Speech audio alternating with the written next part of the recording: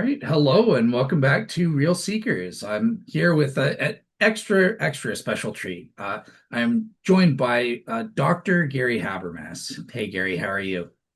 Doing well, Dale, and it's good to see you again after talking a lot more frequently a long time ago.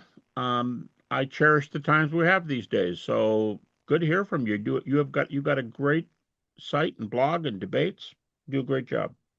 Absolutely. Yeah, thank you so much. Yeah, I miss our frequent chat. We should probably like start that up just to chat every once in a while and stuff like that, like we used to. But Yeah, yeah, yeah, it's so basically today though, I did want to bring you on because I think it's been important. I've seen a lot of skeptics and stuff. We're going to leave them unnamed, but they've been kind of responding and raising certain objections to your volume three.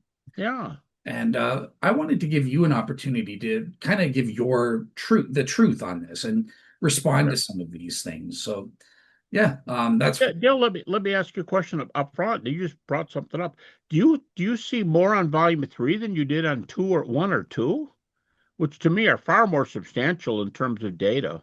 You know what? I do think that there's been more attacks on volume three, Really? just because they a lot of skeptics see this is kind of your main claim that they haven't had access to for a long time. Like there's been the claims about, hey, I've surveyed all these scholars and stuff, but this is kind of now it's out there published, whereas the substantive arguments they've seen a lot of Yeah, strangely enough, the only careful count that I did, and even that was just on the spot. I didn't do anything MA or PhD thesis wise, but the only one I counted instead of just giving my opinion off the top of my head on the guys who I've worked with, the only one is Empty Tomb, and that's in volume one. And that's where I give the head count. And yeah, it's not in volume three. yeah. Oh well. True enough, fair enough. Well, Oh all well. right, well, Say la vie, as they say. there you go. There you go. So just before we get into addressing some specific questions on volume three, I Sure. just want to get from you, like where are you in terms of your four volume? I know you're working on Uh, your fourth volume, so what's going on there? Yeah, well, volume four was completed, the actual writing of it, last December, which is what is that, like 9-ish months. But the editing takes forever because at the publisher, at least mine in terms of this book, they're the most careful publisher I've ever been with. I've been with, well, 50 books. I mean, I don't know how many publishers I've been with, and no, I don't have a head count. But but this secular and non-secular religious, and this has been the most careful editing I've ever gone through. So the book was done in December, and I just finished the last of the editing about 2 weeks ago. That's a long time. That's 9 months or so, whatever, on and off of editing. And I had three PhDs. I'll go through my manuscript separately. Now, I don't know one of the guys except to know he's very, very sharp, but I was told he had a PhD. The other two guys I know, and I know they both have PhDs, one in epistemology, one in New Testament. And it's the most careful editing I've ever undergone, and it's just a long time. So it just got finished. And it's not due out until next August 15th, um, 26. And I don't know why the gap. I don't know why they put it back 6 months, supposed to be January, Hmm. but nobody at the press knows why that happened either. Nobody that I've asked. So I'm just live with the punches. My first response to him, Dale, was, I hope I'm alive when that thing comes out. Oh no. Yeah, of course you will be, of course. Yeah. That's yeah, okay. Well, that's great. Obviously I can't wait for the fourth volume to come out and we will schedule kind of the ultimate interview that we've been planning for years now to cover the substance of all four of your volumes there. Yeah, and there's very few people who make an effort to do that. You've always been one of the ones jumping in the gap there and doing that. Yeah, it's vitally important, and especially what we're doing here today, because like I said, I have had fans who I think are genuinely sincere asking about specifically your third volume and some of these Really? objections that have come up. Well, Um, I'm surprised, but yeah, that's fine. That's their right. I'm just surprised.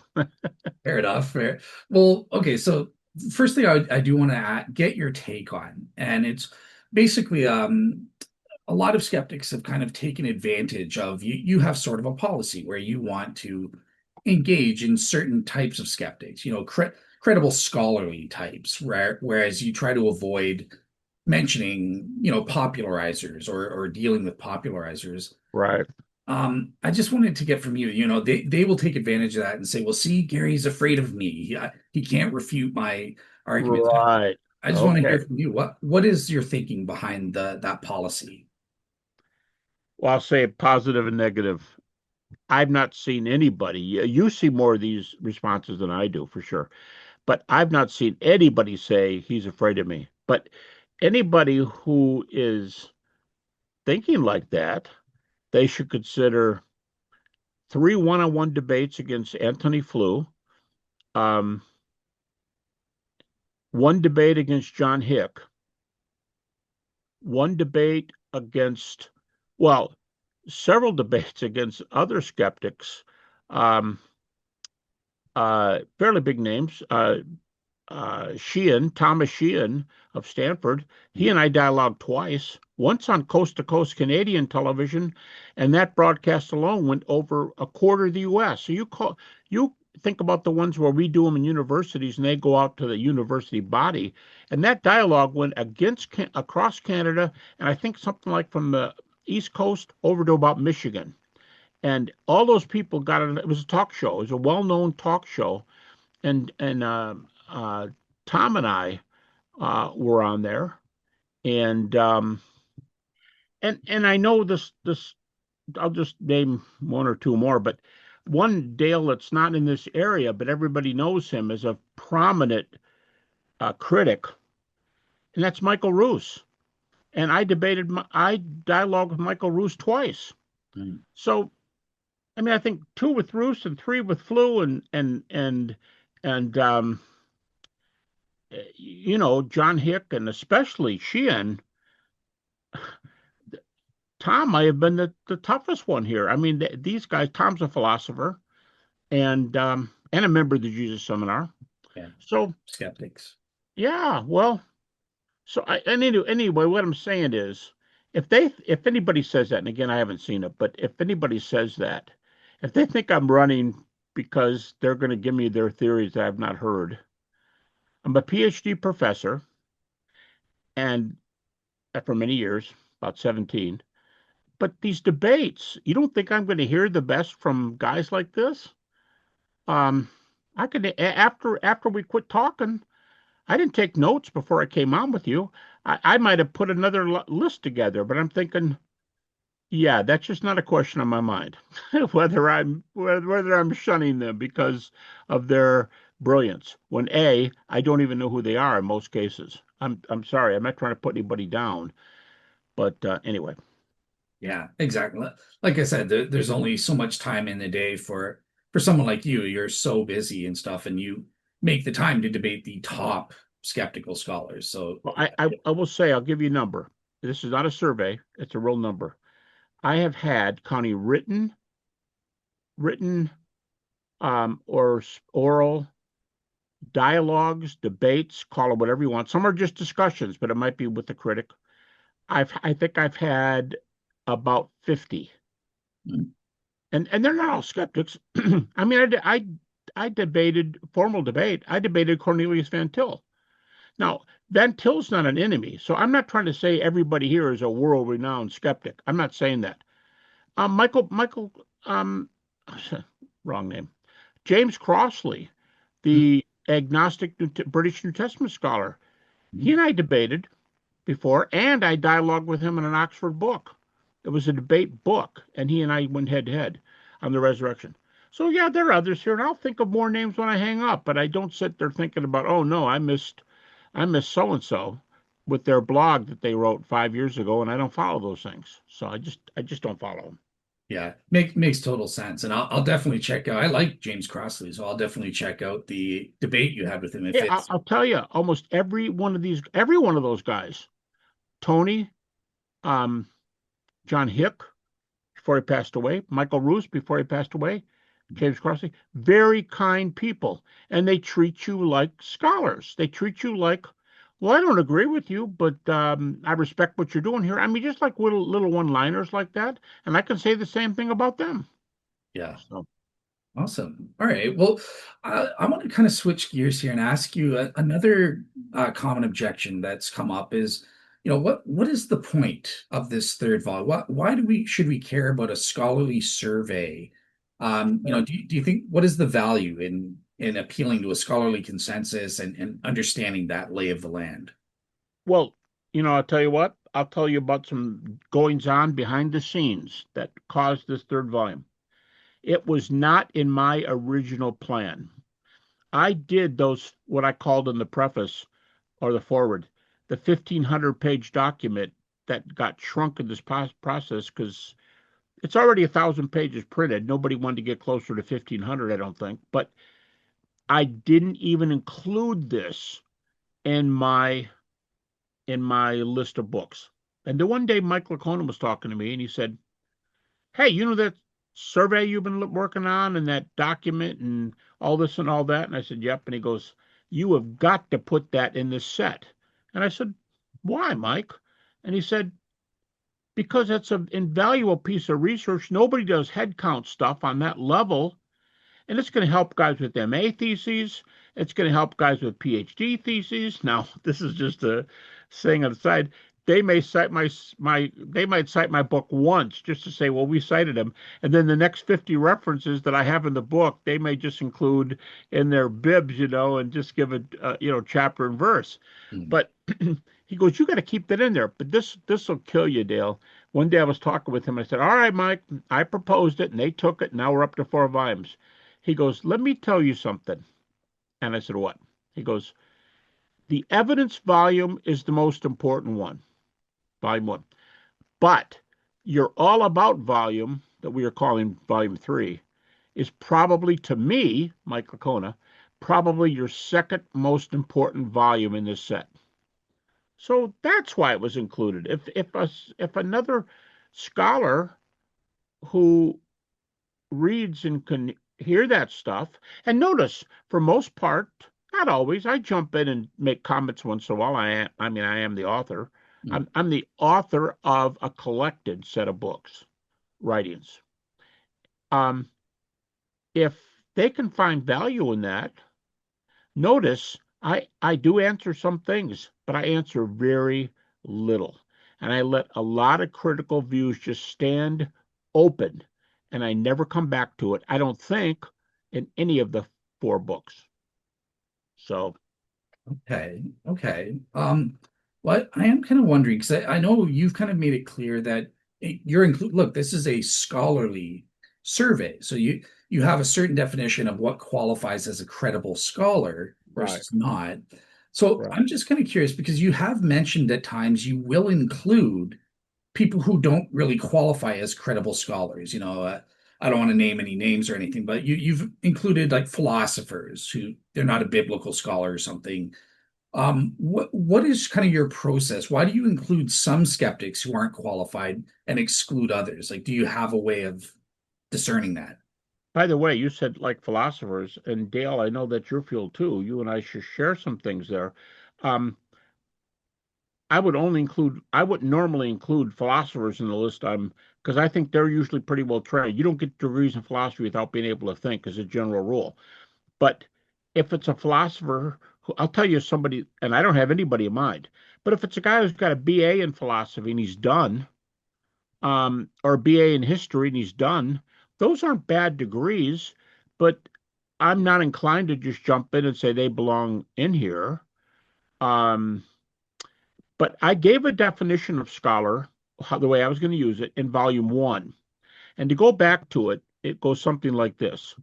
My definition of scholar is somebody who has a terminal degree in a relevant field. Now, for most people, a terminal degree is a PhD, but there are people who get DPhils, like from Oxford, THDs, Dallas Seminary, and many other seminaries, old, even um, non evangelical schools. They give THDs. That's the or equivalent part. And I do have people in here with master's degrees without doctor's degrees because some people I have other reasons for putting them in there. They might be an excellent representative of a certain viewpoint that I don't have too many representatives of. I mean, I could tell you several of those, but I put them in there because I think they belong to have they are earned a day in the sun. Let's say my book's not the sun, but what I mean is to have their views heard. And when I don't give a critique, I think that shows I'm trying to be fair. Um, and And again, I, these I are guess you tell me this allowances. has even been questioned. Do you could be bringing it up here, but I get blamed sometimes for saying I cite more of those guys than others. Here's why. I cite mythers. I think they use that name of themselves. I don't think it's a derogatory term.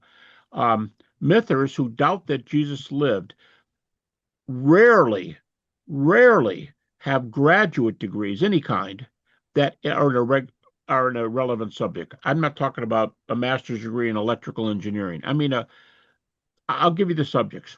I'd say New Testament, Old Testament, theology, classics, world religions, because they're not doing Christianity, but I want their view too, because they can think about religion and they're trained. Philosophy, history.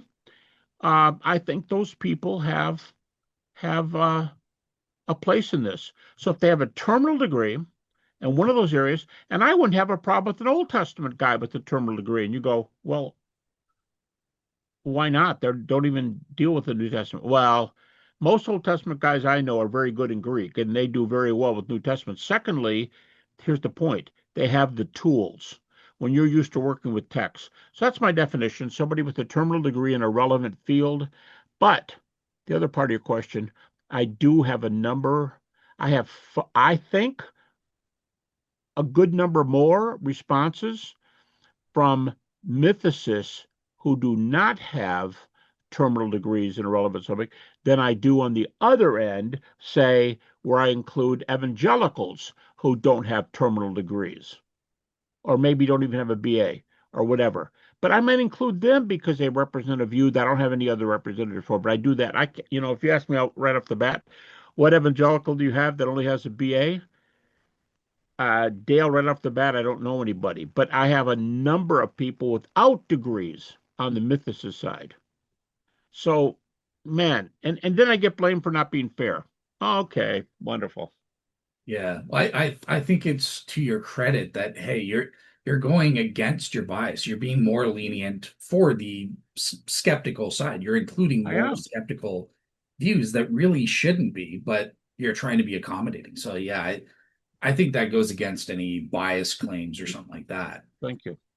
All right. Well, so the one thing that I wanted to you mentioned Mike Lacona kind of talked you into, publishing your full research. And I think you even mentioned earlier that originally you planned on a 1,500 page book, your full research and stuff. And obviously, volume three, you haven't been able to publish all of that material and that sort of thing. So I just wanted to get from you what can you explain what are the differences between your scholarly head counting and stuff you did in terms of your minimal facts approach proper versus what's actually published in volume three, and why are there any differences there? Like why didn't you publish all 1,500 pages of your notes? I think two things go in there. I was so tired after the first two volumes and then doing all the editing that I was glad to have Ben Shaw, who was my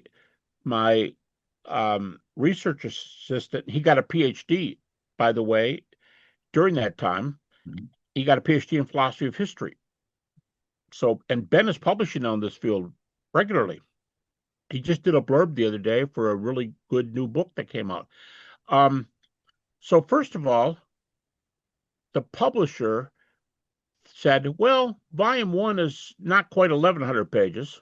The second one dropped to, I don't know, I can't tell you exactly, but maybe 900 pages. So it went down about 1,500 pages. Okay. And they said, well, they didn't know at the time, but volume three is 1,000. It's like 5 pages or 10 pages short of 1,000. So it's 1,000. I think they thought, yeah, you need volume three in there, but I think 1,000 pages is enough. So I think that's for the volume three. It's not apologetic, and that's what most of your readers want. So it's valuable, but let's not overdo it. Okay. That obviously had an effect on me when they started. Secondly, Ben is the editor. So once Ben started typing this stuff and reworking it. See, when I put the names underneath questions that you see in volume three, see, this is another thing that critics don't realize when they say, oh, you didn't pay more attention to skeptics. But I did because I listed, Ben's about the only one that can prove this. I listed the big name critics first, then going down to a little less critical, then a little less critical, and sometimes I threw in a few evangelicals at the end, and I do mean a few. But by far, if I had a Crossan or a Ludeman or Marcus Borg or John Shelby Spong or Bart Ehrman, I would put those guys up top. And And for all those people who got tired of reading because it's 5 pages of names on this question, they quit reading, they'll never see the evangelicals at the end of the list. So I did that purposely. That's a whole nother aspect to this question of who am I quoting most. Not only do I quote them um, not evangelicals more than evangelicals, but I put them prominently. Well, Ben came along and said, "This will never do.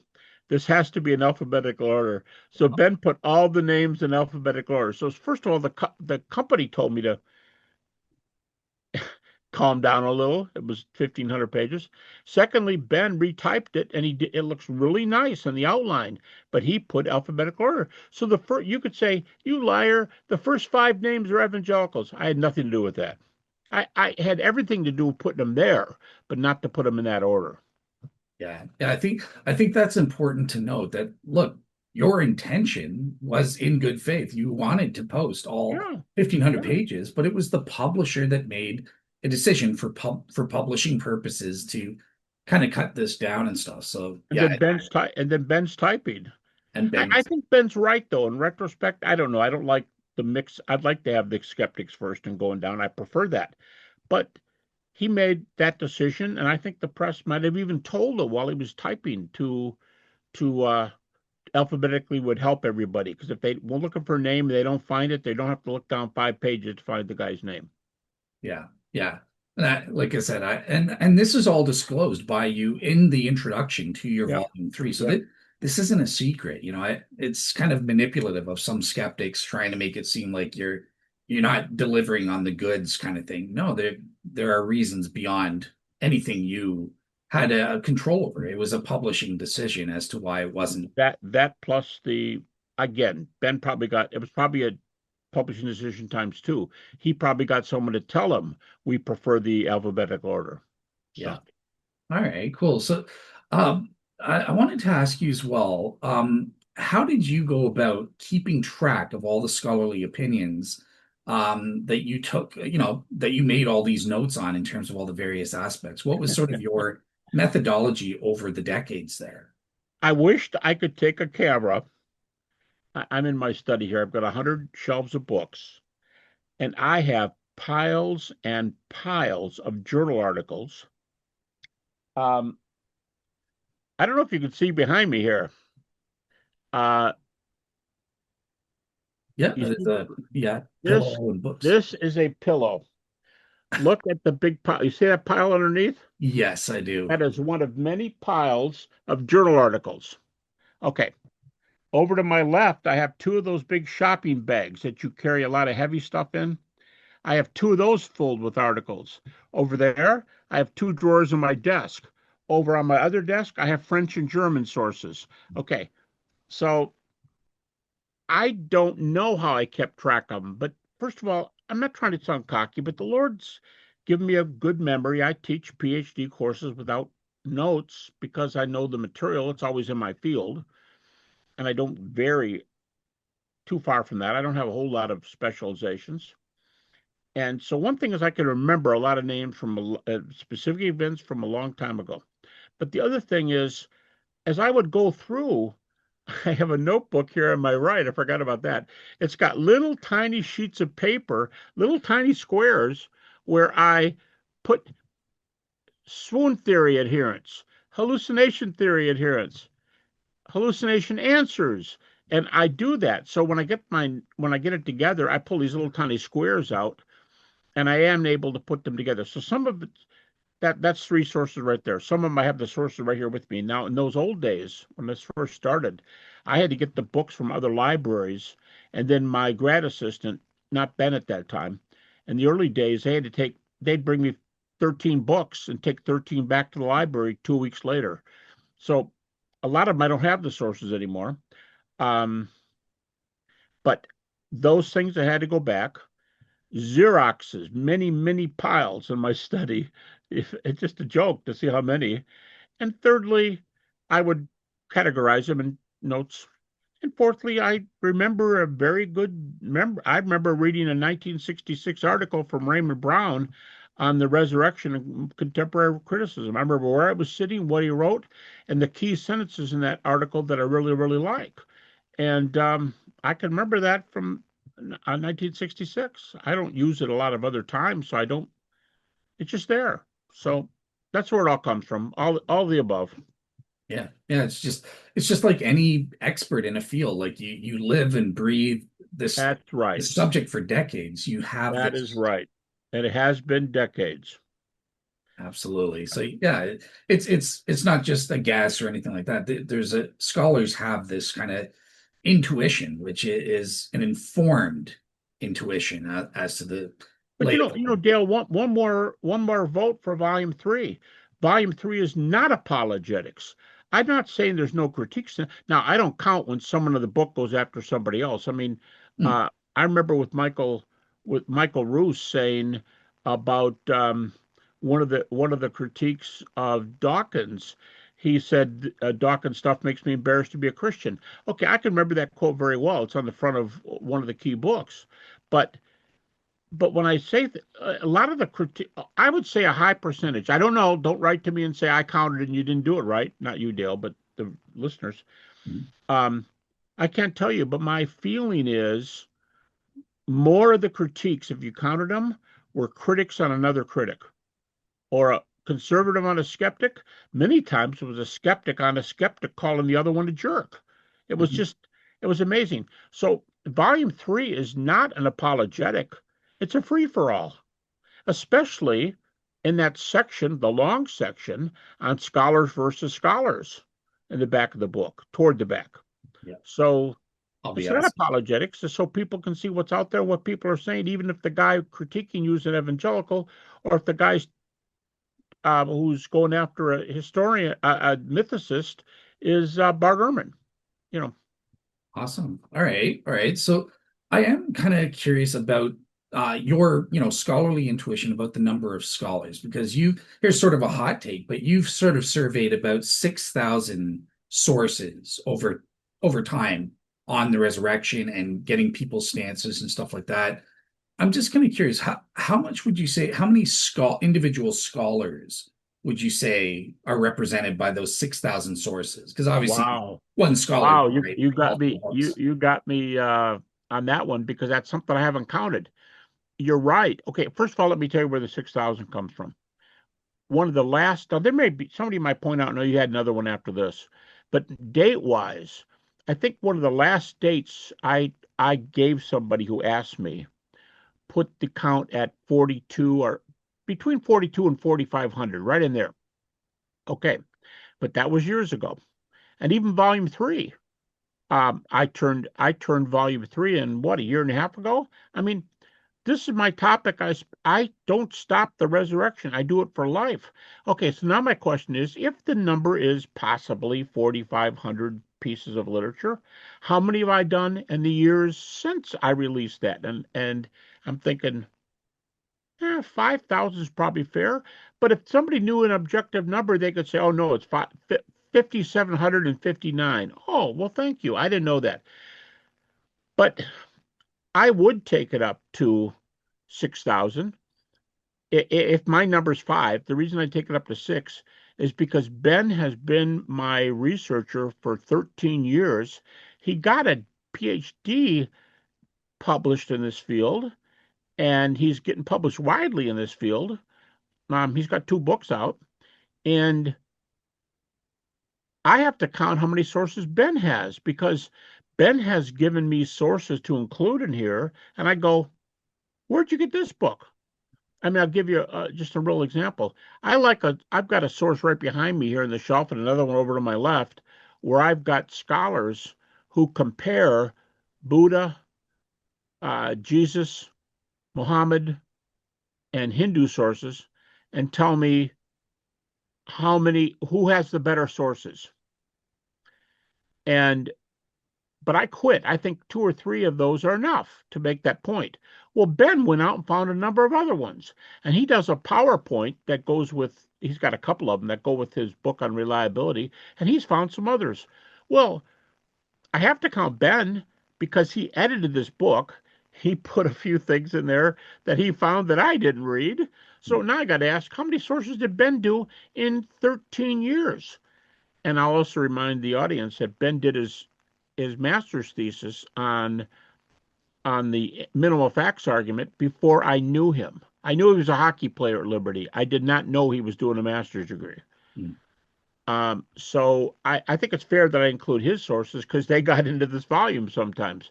So I think 6,000 is fair if you count Ben and myself. Fair enough, fair enough. So, okay, so in terms of volume 3 then, I know that it's been estimated you cite about 558 authors, judging by the author index and stuff like that. So All right. I'm just kind of curious, like, okay, how did you select why only 558 of the 6,000 sources and stuff? How did you select these people, these authors, as opposed to Well, others? I think we have different numbers here. I think by 558, you're probably talking individual scholars. Right. But what if one of these scholars has 10 sources, another one has 15? And some of the guys who have the relevant literature, there are a number of guys who have multi sources. So now, if you ask me the question, um, how many of the 6,000 that you and Ben looked at, how many of them are, you did ask me that. You started with how many actual scholars. Dale, I don't know the answer to that. I've never checked. I don't know how many scholars. Maybe it's, see, and you could say, well, what'd you say, 5, what? Uh, I've not counted. 558 is what some people 558. have counted. I couldn't have told you that, but that's individual people. All right, then you got to ask how many were in the 1,500 that didn't make it in this that got cut out. You asked that question earlier. What got cut out? The additional, let's say this 1,000-page book was 1,100 written pages. There's still 400 pages there. I want to know what I want to know. I've never talked to him because it's not that big a deal to me. But I feel like asking Ben, "Hey, dude, who all did you leave out on this one? You know, or did you get tired of reading somebody's name, or you thought somebody's comment was really stupid, or maybe you thought it was really positive, but too positive because the guy doesn't look at it critically, and you left off the conservative, which I've done before." Um, so I don't know how many individual people, but that maybe five for me. I don't have a count. Maybe 5 for me, maybe additional 1,000 that been used that are not in mine, but in my count. But that would go back to his MA thesis before we started working together, and then 13 years where he was paid to do regular research in a fair number of hours per week. So I don't know how many. Fair enough. Fair enough. How many separate authors? I'm only talking about how many publications. Yeah. Yeah. Oh, by the way, when I say somebody might have 10, what if they have 10 books and 14 journal articles relevant? And you go, well, I know that guy. He doesn't have 14 on the resurrection. No, but how many things does he have as relevant? Does he critique the mythesis and not even mention resurrection? Does he? I've got a book over here on my shelf. It's one of my favorite books. 50 reasons the resurrection should make a difference in our personal lives. Hmm. Okay, well, that's very creative. And I've told that author, I know him, and I've told him I love his book. So these are all from different everybody thinks I'm the stat counter. I don't actually count that many. I estimate Yeah. for the And most part. and another thing that you mentioned that I think is important in terms of, focusing on the literature rather than number of scholars. Well, what happens if a single scholar has one opinion at time one and then changes their mind or something like that? So in that case, it is helpful to keep track of the literature and any changes and stuff like that as well. Yeah, So I think you told me one time, Dale, and this doesn't come from my account because I don't read or count these things, but you told me that a few scholars, I think you said three, but a few, I'm not being specific. I didn't do the research. Um, a few of them were saying that I've said in lectures that I cite more evangelicals than non-evangelicals, but I claimed that I do more on the left side than on the right side. And they went back and said, no, no, no, you got far more evangelicals. Okay. Because I've heard that from other people besides you, I went back and did a head count, if you can imagine. I don't know which one I did. I don't know if I did volume one. No, sorry, this volume three. I counted volume three. And it was almost, I mean, the percentage points, I didn't convert the numbers to percentages, but of everybody who cited, about three-quarters of the citations were to non-evangelicals, and about one-quarter evangelicals. That's 3 to 1. But if their point, I don't know, but if their point is, well, I counted the names and there were way more evangelical names. Okay, but what about what I just said a little while ago? That I would prefer, I mean, literally prefer uh, a Ludeman or a Crossley or a Cross-N or um, anybody, those names, or even the Mythers. I would put them higher in the list than I would put evangelicals. And when I get down to evangelicals, I would know maybe 10 who said something like this, and I picked the best three. That's how I did it through the whole. Nobody has to believe me, but that's the way I did it. So it's not how many names are in the book. There might be more evangelicals than non evangelicals, but I counted them here, and there were three times as many non people who don't want to be called evangelicals. As far as I know, and I know a good deal of them personally, I don't think they would want to be, but that's my judgment on who they were. But 3 to 1, and the evangelicals are much outnumbered, and that's what I mean in interviews when I say um, I count a well number well I count far more. I think um, not non-Christian. evangelicals than evangelicals, and I think that's fair. Not by just counting heads. That's kind of a to me superficial because that doesn't.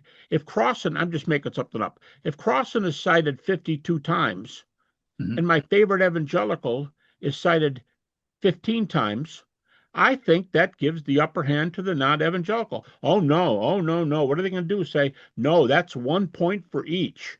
That's just a silly comment. You Yeah. know, first guy gets 52 comments and the second one gets 15.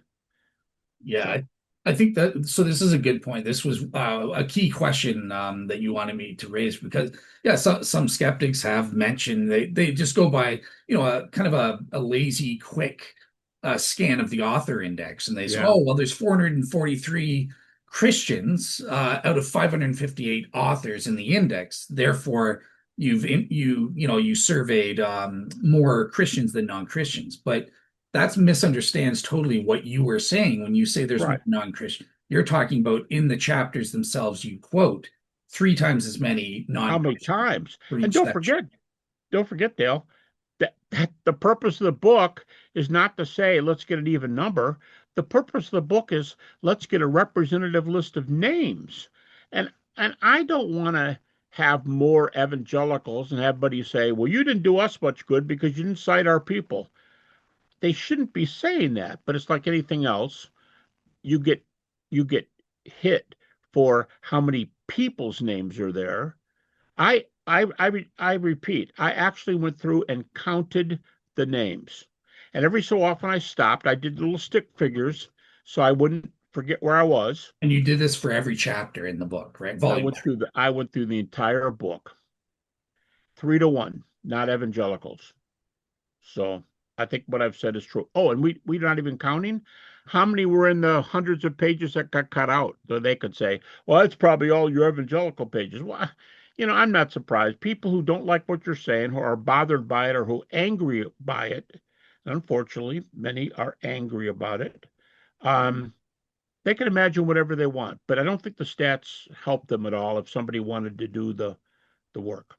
Gotcha. And just to clarify, so when you have said like non-Christians, you mean you're referring to non-evangelicals, like non-conservative fundamentalist type. Well, and I'll tell you this, if you have the non-evangelicals, then they don't want to be called evangelicals. I would say the greatest number of those are guys over on the further left because of principles I already said, like some of these guys have BAs or nothing at all, but they're well known for a few books. So I put them out there because someone's going to say, "Where's my buddy? Did you do him in here?" So Gotcha.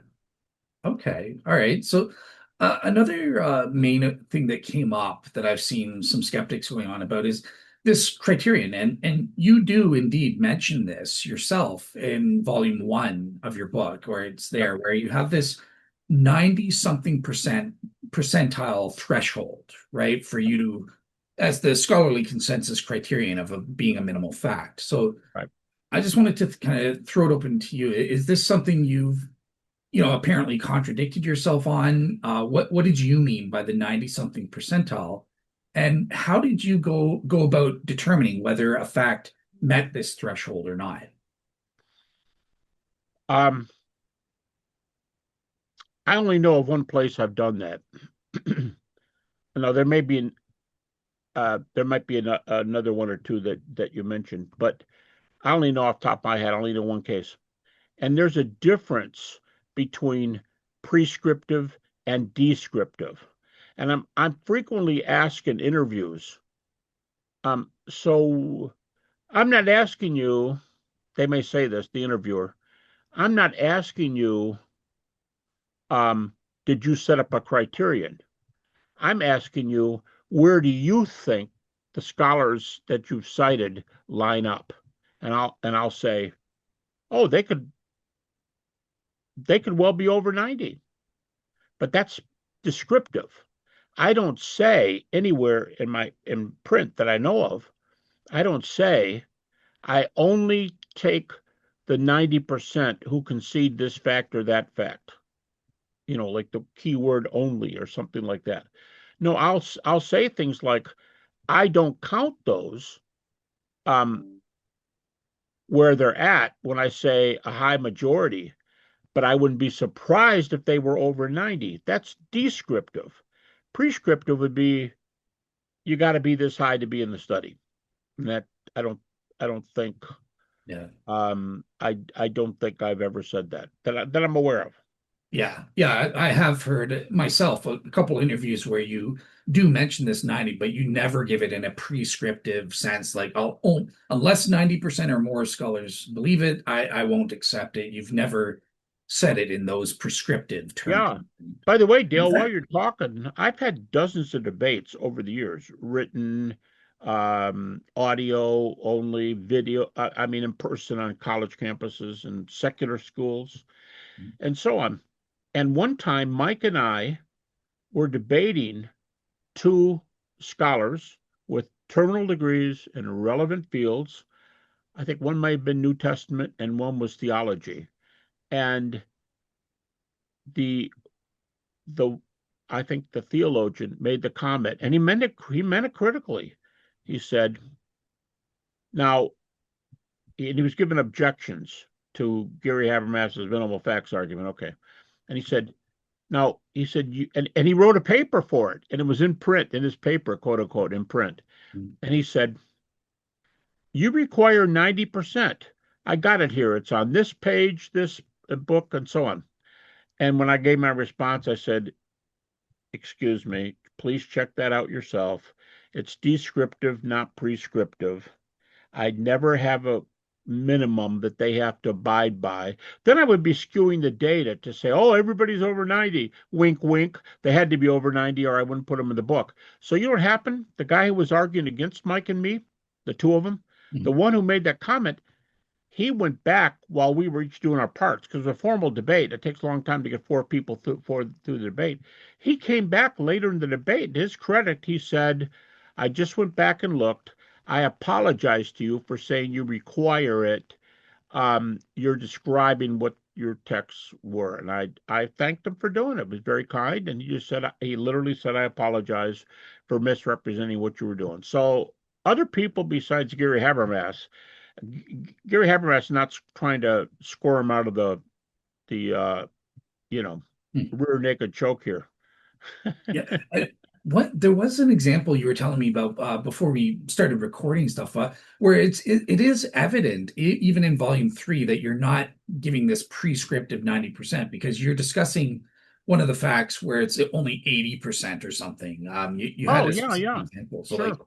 yeah, what's that about, if you want to Well, I explain? mean, that's why I have 12 facts, which I reduced the list to six, and the six are my minimal facts. Now, I don't get angry at this because maybe I should have been more clear. But here's a real example. People will say over and over and over. I've probably seen this dozens of times in print. Someone says, well, you list the empty tomb as a minimal fact, and I go, I never. You find a place where I list from the beginning of my doctoral dissertation where I started this minimal facts thing. Um, I don't list the empty tomb anywhere. Somebody else might. I don't. Okay, so maybe it's my fault that I have this longer list of six. I probably longer list of 12, and then the short list of six, 50% of the facts are the minimal facts. Now I put the empty tomb probably number seven because it comes the closest to being one of the six. But I not only do I never call it a minimal fact, I always make it. I probably made it clear dozens of times in my publications. The empty tomb is not one. So I think one thing about this volume three is it sounds prejudicial again, but I'll tell you, I said it in the introduction early in this book. I said I didn't realize till we were going to print, and I had to write an introduction for this book at the beginning. And I realized that one way to look at volume three is how wide the agreement is for the six minimal facts and the other six, what should I say, almost minimal, the ones that, in fact, I think Richard Carrier in the Empty Tomb book, he says, I think he says, I don't know if he says I agree with, but I think he says I don't have a problem with any of the 12 except for the empty tomb. And the empty tomb's not one of my, and he doesn't say it is one of the minimal facts, but he said in that list of 12, I only have severe questions about the empty tomb. So there's a person who, but that might be my fault, Dale. Maybe I'm saying, I say 12 and then I go to six and people go, yeah, it's in your 12. Well, it's not. So I don't know. There's all kinds of these mistaken things, Hmm. but you go, well, why didn't you just do six and stop? Well, because I wanted to tell them that the second six are examples of other facts that may not have quite the skeptical support of the six or non evangelical support of the six, but they're serious enough that people um, grant these other facts. So, I mean, Dom Crossan's view that Jesus was thrown into a common grave, it's getting a few more takers here and there, but it is nowhere near a majority view. But he's out there, and people are taking him, and I put him in there, and Dale Allison says not the best position, but it's thoughtful, and Dale includes it as a thoughtful view, not one he takes. But you have to do this nuanced stuff, no matter what side you're on. Gotcha. Okay. Well, here's a question. I have to admit, even I myself, when I first heard this was from a clip you did with Mike Lacona about a All right. year ago. All And right. I admit I was myself was a little confused. And I reached out to you obviously to ask you about it, but you did kind of mention there that you said this quote that I only ever did a head count for the empty tomb. Yeah. I never did a head count for the other minimal facts. And to my mind, that did like I was like, what? I thought you said differently. So I just want to, do you want to kind of explain like what did you mean by that? Like what do you mean you only did the head It's the count for the only, it's not a minimal fact. But in other words, I never did it for any of the minimal facts to my memory. But what it is was when I'm talking about these huge piles of journal articles and books, 100 shelves here, and all kinds of stuff that I have on all subjects related, but resurrection is those journal articles. They're not ones that are non-resurrection. When I put all those together, I stopped and counted all the ones I had. Again, where guys I've quote cited that are more non-evangelical than evangelical. So I thought it was pretty fair. And in my earlier study before I wrote these volumes, I had some articles that came out. And I said that the count for the empty tomb that I saw was 75. Then a rash of skeptical sources came out about that time, and I lowered it. And I said, well, I've said 75 before, but let me move it to 67 to 75. Um, okay, for volume two, I did a head count of all the guys, as far as I know, that I have or knew about.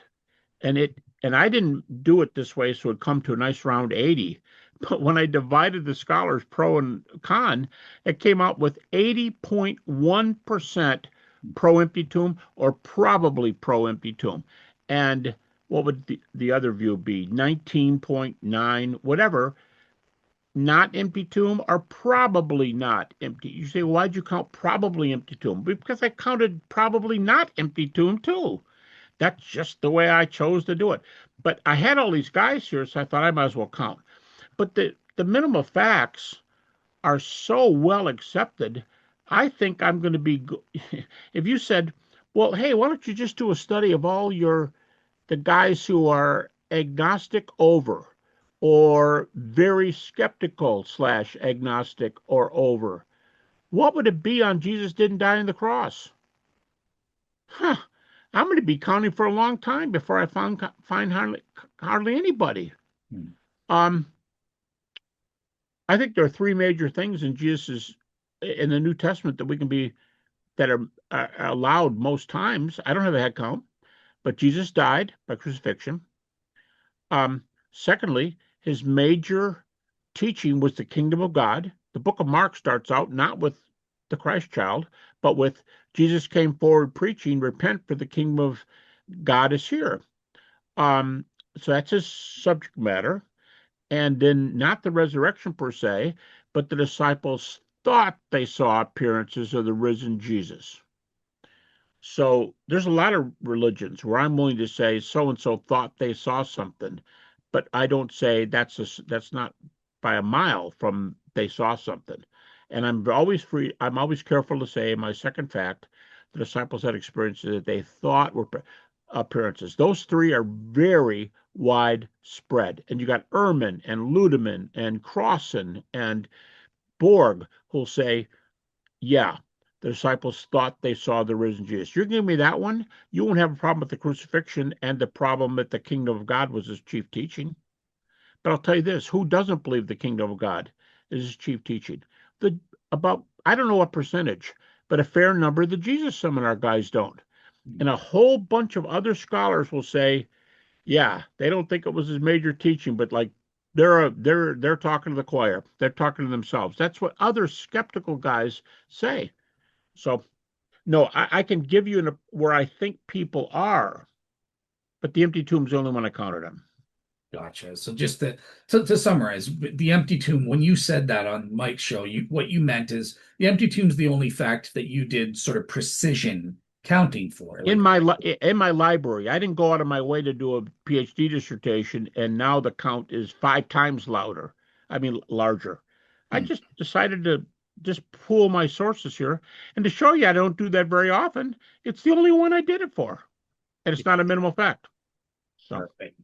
Perfect. All right. So I want to kind of transition into some questions related specifically to some of the content within your third volume. And one of the main things is where you survey scholars on, alternative type theories and how do they try to explain naturalistically the resurrection. So I just wanted to ask a couple questions. Well, Sure. let's start with this one. First of all, would you say there was a particular theory, alternative natural theory, that was most popular among the scholars that they gravitated towards? Yeah, no, I started this survey. It started that volume, what's volume three. I started as a chance to update my dissertation so that I could keep up on the data. It was for me. It was for me alone. That's why Mike surprised me when he said, "Why don't you include it in this set?" And the publisher jumped at it. But the reason I bring that up is I did my dissertation in 1975. Sorry, 76. And so I started the survey in 1975, a nice round year. So if you're going back to 75 to the present, I wrote an article, I think 2001 for the Trinity Journal on the resurgence of natural theories. And I gave now that's another thing, Dale. If I'm not oh no, there's a number of skeptics today. Don't tell them that. Don't be honest. Why did I do a whole article in 2001 in a peer-reviewed journal and give name after name after name of people who followed um, natural theories? And by the way, that's another way to go after the count. There was almost nobody who took the swoon theory, virtually nobody. Not in the study I did for the journal. So, but what I'm trying to tell you is, since I went back to 75, you'll find way more natural theoretical adherence from 75 to 2010, let's say 2000, 2005, 10. Um, Today, I've had to backtrack in that article. Of course, it's 24 years later, but I had to backtrack and said, "Hey, remember my 2001 article?" Well, today, it is hard to find very many skeptics who take one theory and are willing to live with it. In other words, I'll give you examples. Uh, um, I do mean this sincerely when I say unfortunately, but in the last 5 years, two of the best known real skeptics that took one naturalistic theory, which means they rejected the resurrection, so they are truly skeptics. However you want to.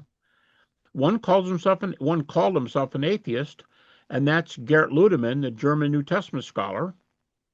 And he says hallucinations. He doesn't like the word. He thinks it's pejorative. And I never got that till he said it. But there's a fair number of people who think that hallucinations means you're mentally ill. I don't know any evangelicals who think that's what it means. And so they're going, here's my first critique. You're all mentally ill. I mean, I don't know anybody who says that. Mhm. But he didn't like it for that reason. Okay, he took that one. And John Shelby Spong took uh, a very lesser held theory. It's a little bit similar to some hallucination parts, but it's not really that kind. Basically, Peter had an experience, and he talked everybody. Either he talked everybody else into saying they did too, or he was their leader, so they were willing to say, yeah, yeah, yeah, we, Peter and we, you know, those two guys passed away. How many folks are out there who take a natural theory today? There's very, very comparative to my 200 my 2001 article, relatively few. And so when you ask me what would that look like, I go, well, understand, Dale, 75 to 2000, 2005 is way different than 2005 to 225. But if that's what you're talking about, today, here's by far and I'm sure I say this in the book somewhere, or in the 3 volumes. I'll probably say it many times. The most common response today is something really happened, i.e., oh, see, you're implying a miracle. No, I'm not. Hear me out because I explain it. Something really happened means the disciples really believed the things they were teaching, but I don't know what in the world caused them to believe that, or I don't know what and they might add, I wasn't an eyewitness. I wasn't there. Okay. Mm. But I count what did they think? Did they think they saw? I do that with other religions too. When someone says they saw something, I say, well, they thought they saw. Josephus writing about Jesus. There's a good example. A new Oxford book has come out to vindicate that. But there's an example. He's writing what other people think. And you can't say, oh, Josephus was a covert Christian. That's unfair. Mm. Um, so yeah, if that helps, I think today the naturalistic theory is worse. That someone's willing to do this, pick one theory and stick with it, no matter whether you get blown away by the next book that's published by Oxford or not. And very few are willing to take a theory and stick with it. They usually say something happened, I don't know what, or a variant of that. In my opinion, this is a naturalistic or materialistic world. And so I don't think any of those things that can happen. But that doesn't mean I'm prepared to tell you exactly what happened. So I think that's where we are today. Yeah. Well, that kind of brings up there was a skeptic who kind of raised an objection to your volume three about, there's folk Christian apologists and even myself included and stuff when we're giving popular level presentations, we Right. kind of focus on this theory in isolation, this theory and pick, here are the pros and cons against these theories in isolation. Yep. But some skeptics have pointed to, well, there are combination theories. Look, life is complex. That there were multiple different mechanisms working in conjunction with each other, Yep. and that's where the explanation comes in. And in your volume three, you do have a section devoted to that, but Yep. you only quote like four scholars who Uh-huh. get that. So I wanted to kind of ask you about the combination theories. Sure. Yeah. Sure. By the way, Dale, a word on where there might only be four there. Um, because it's an all about book. And if I don't have sources on certain topics, I didn't go out and dig five more out to make it look balanced. I put down what I had. And if it's not what I had, I'm sorry. I've got a pretty good representational piece here with thousands of guys, not thousands of guys, thousands of times. Ben told me, I didn't count, Ben told me we have between 7,000 and 8,000 footnotes in that book. Mm. That's not the same as 7,000 to 8,000 people. But when you have that many sources, and I only have four there, I'd probably go, knowing me, I'd probably go, huh, really? Okay. And I move right on because it's just a non-scientific head count that does sources. But I guess I would respond like this. What that person, whoever it was, if it was a specific person or specific persons, what the person forgets is if they pull out my volume two, I have a chapter. It's on naturalistic theories, naturalistic or alternative theories, because not all of them are naturalistic. I have a chapter called Five Reasons Why Alternative Theories Fail. And in that chapter, I have a specific five reasons. One of the specific reasons is combinational theories also fail. And I talk about it. That's chapter two. So I understand someone goes, I'm only writing a review of volume three. Okay. But volume three is not apologetic. And my point isn't how many people can I put up there. That's one response. Um, I have, and the other one is all the way through volumes one and two. I list people who have combinational views all over the place. I mean, for example, Goulder, the Anglican priest who became an atheist and left the faith, well, I'm talking about his main natural theory, and I guess volume two. When I'm talking about his name um, theory, I say at the end of it, oh, and he mixes this one and this one up with that one. There's one main one, and here's other two subpoints that he thinks goes into that one.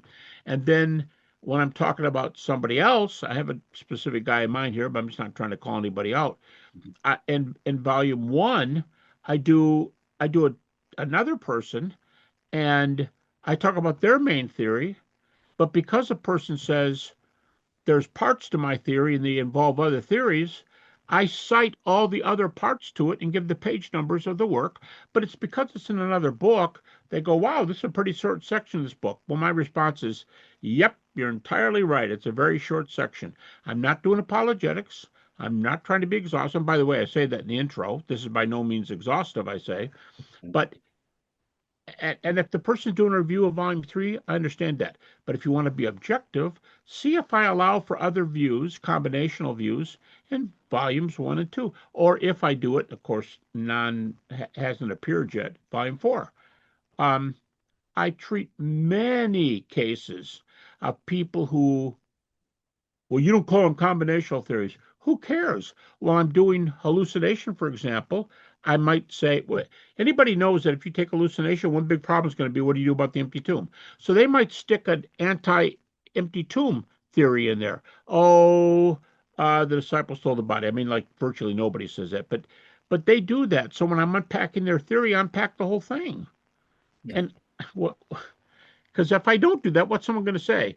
Oh, you said they only hold the hallucination. Did you just to round out their view? Do you they get you coming and going, right? Yeah. So I treat combinational theories throughout these three volumes that have already appeared. Exactly. And just I can personally attest that me and Gary, back when I was before I was a believer, I held to a combination type theory. So we discussed in detail, how did the conjunction of these different You mechanisms. mean you personally with me, right? Yeah, like before I was a Yeah. Christian, I was Well, bringing to you these theories and yeah, getting I'm you to glad believe I'm me. glad you're remembering that because that shows you that either in my writing or privately. And well, I know you describe yourself as agnostic or something. Well, however you described yourself, I didn't go, well, Dale, I'm not going to talk to you about that. That's agnostic. I hate agnostics. I mean, I didn't do anything. We patiently worked through each one. But I Exactly. dare say that happens many times in the first three volumes, just because there's a little tiny section there with whatever you said, there were a few names. I'm not surprised. It's far from exhaustive. I just say, oh, well, that point's more not exhaustive than I thought it was. There you go. There you go.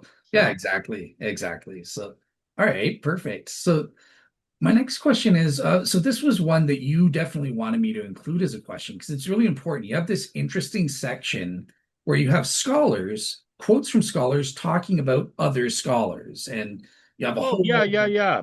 What I call it, scholars versus scholars. So I don't have I don't know what you called it, but yeah, it was scholars on scholars, something like that. Yeah, So it's in the table of contents, and it might be the longest section in the book.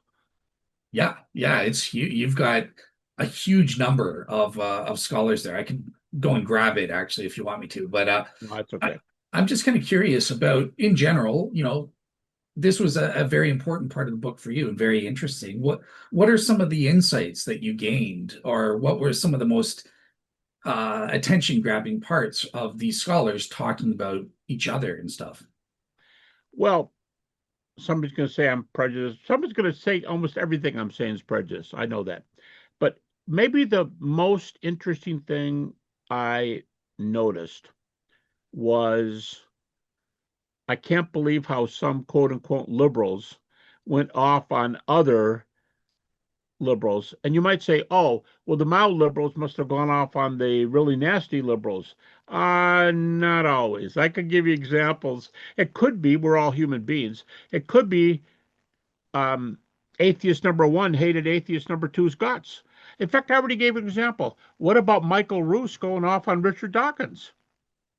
Mm, Now, I don't think I quoted Roos saying that. But when he said that, the comment, you correct me here, Dale, but I think the quotation was from Michael Roos, the agnostic or atheist, whatever he calls himself, yeah, philosopher of science. He says, Richard Dawkins makes me embarrassed to call myself an atheist. I guess that's it right there. He called himself atheist, right?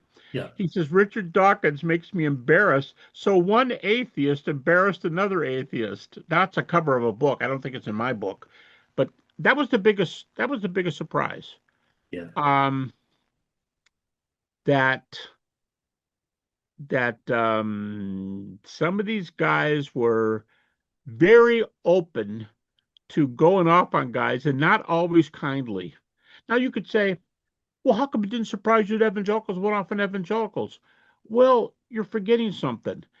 On other subjects, you could get reform guys going off on charismatics, going off on Baptists. You can find that. But my book is on the resurrection. Evangelicals are not going to go off on evangelicals saying the resurrection didn't happen. So that's not going to happen to the right. But I was so surprised. I would say the opposite is true. If you take a natural theory and I don't, I would say, well, let sleeping dogs lie. I'm not going to critique Dale because Dale's doing my job, but in a little different mean. No, these guys said there were some strikingly, I haven't read it for a long time. Maybe you've seen it, read that section later than I have. But do you remember seeing some pretty strong comments in there? Critics versus critics? Yeah, based on my scanning stuff, there were some interesting takes on that. And that's one thing that I really like to utilize when I engage in apologetics, whether it's historical evidence for the resurrection, but also even in the Shroud of Turin, there's also a lot of I use skeptics against skeptics. So, they refute each other. You have James Tabor versus Hugh Ferry or something like that. And I think it's very useful to use quotes like that. Yeah, So but like I said, you're not going to find them on the resurrection into the chart. Now, if you're doing the shroud, you can find evangelicals against evangelicals. But if you say, where are you on the resurrection? You're not going to get evangelicals call themselves evangelicals and then deny the resurrection. That's just not going to happen. yeah, because yeah, obviously that's essential and stuff like that. So Yeah, I don't like this guy. And by the way, I'm an evangelical, but I don't like the resurrection. Yeah, well, whatever. Then you're not an evangelical because that's the gospel and that's the center of you know, that's the center of the Christian teaching. So you'll find it more in the left. But all I'm saying is, I was surprised at first that it happened at all. Hey, I've got a whole chapter in volume two. That's a long chapter where when the German liberals would do natural theories of the resurrection, which made them pretty skeptical. They didn't believe in the resurrection. I don't know where you put them in the skeptical chart, but they're pretty far off. They would almost always blast the previous liberal. Oh, he takes the swoon theory. This is back David Strauss going off on Heinrich Paulus, who did this in 1825. Paulus did. And when Strauss is writing in 1835, 10 years later, and then when he does this book, a final edition of it in 1863, Strauss goes off on Heinrich Paulus and goes off on Schleiermacher, the founder of German liberalism. It's because Strauss is further to the left than Paulus and Schleiermacher are. But he leaves no stones unturned. But I have enough of a whole chapter, just German liberals, just going off on naturalistic theories. So yeah. that's like a little precursor for volume three, that section of volume three. All right. Well, I have something that I actually noticed about this section in the book in particular. As I was going down the table of contents, I noticed this very funny thing that, okay, so you have all these scholars talking about other scholars and stuff like that, but I don't see Gary Habermas or, Mike Licona or Craig Keener in this section in the table of contents and stuff. So I wanted to kind of ask you, like, why you couldn't find other scholars talking about evangelical Christians like you and Mike and Craig there, or like why didn't you have a section on yourself and other evangelicals? Well, first of all, there is a section on me because in the scholars versus scholars, they wouldn't be under my name. The criticism would be under the name of the scholar who made the critiques. And a number of critics made comments about, I've done a lot of books on the resurrection, and they went off on earlier things way before volume one. And so there's a bunch of comments against me in there. So here's the question. Oh, a lot of people compliment me too, but that's what the whole sides of the spectrum are. So why did I put him in there? Duh, I was trying to be honest. And so what do some skeptics say? He is so dishonest. He lies all the time. I don't know. I don't know. I don't have a name for you that says that. I'm just saying I hear those comments. I go, yeah, well, I'm not going to take time to tell you that on this page, these nine scholars go off on me. But they do, and they go off on me.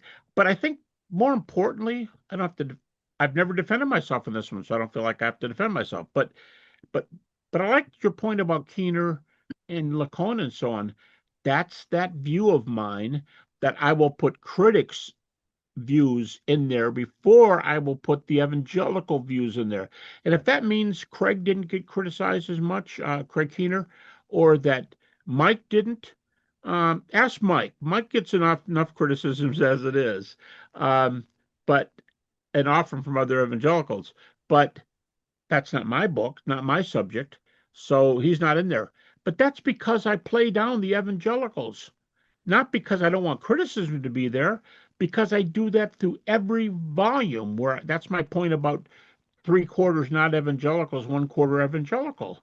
They're not there because I don't cite them. Yeah. So, and Well, one thing I that didn't look up critics surveying their books because I wasn't about. I'm not going to survey evangelical books here. Yeah.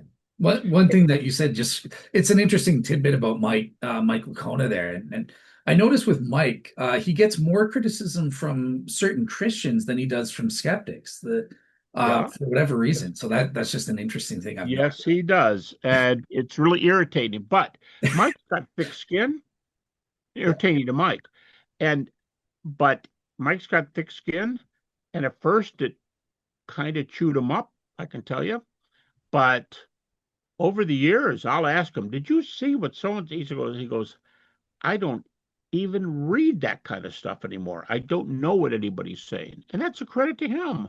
I mean, why couldn't it be true that Mike and I, anyone else, you do debating, why couldn't it be true that we could be trying to be honest and above board, and if we tip the plank and the teeter-totter, if we tip the thing in on the liberal viewpoint, oh, you just want them to look bad. Really? You're going to go that far? I want their views to be out there. Why do you think I did, again, the 2001 article in Trinity Journal where I give it's nothing but citing naturalistic theories? I don't give refutations, as I recall. Why? Because it's a research book. Then what do you get criticized for? For not doing research. It's like, Yeah. it's just, Yeah. I'm not saying we're not fair to them. I'm not saying that. I'm just saying they're taking things out of context if they're saying the kind of things that you're bringing up. Yeah, I really do. Yeah, I've noticed this, as you said. I've been getting involved in some debates and stuff like that myself with atheists and more recently Muslims and stuff like that. And you do see there's this bias in the comments. So like even before I open my mouth, all of the Muslim commentators, oh, Dale got baked. He's lost the debate and stuff. And I didn't even say a word. So like stuff like that, you've got to just kind of tune out and stuff like that. And it's I look for more I'll just give you I'll give you an actual case. This one is ridiculous. Years ago, I was asked if I wanted to write an op-ed piece for, I would tell it, but I'm not trying to expose anybody. The second or third best known liberal newspaper in the country, second only to the New York Times. And this one is usually, it's the Washington Post. Okay, so it's huge. And they said, why don't you do an op-ed piece for us? Why I believe in the resurrection of Jesus, and we'll give you 800 words. I'm thinking to myself, that's not very much, but if anybody's asking about my faith, I'm willing to tell you what I believe. So I wrote this article. As I recall, I obeyed the 800 words. And here's my first paragraph. Knowing where a lot of the readers are going to go, guessing where a lot of the readers are going to go, I'm going to tell you up front. I cite the New Testament in here, mostly the seven indisputable books written by the Apostle Paul that even the atheist Barterman says are indisputable. So I'm telling you, yes, I'm using the New Testament. So don't give me the circular argument thing, because no scholars think that's circular to cite Paul. Not, again, not for what's true, but for what Paul thought was true. Okay, so and I wanted to be I crafted that paragraph so carefully. I took maybe 60 words because I don't have that many out of 800, but I wanted them to be fair. Okay, the articles first, the responses started coming in to the paper article, And here's one of the earliest responses, Dale. One of the earliest responses. I told you these guys do this. They can't get away from citing the New Testament. They do it all the time. It's a circular argument. They cite their own text. If anybody can cite their own text, we would say they're wrong. Well, first of all, they don't call their people down as a general rule. But he goes, I can't believe they cite the New Testament.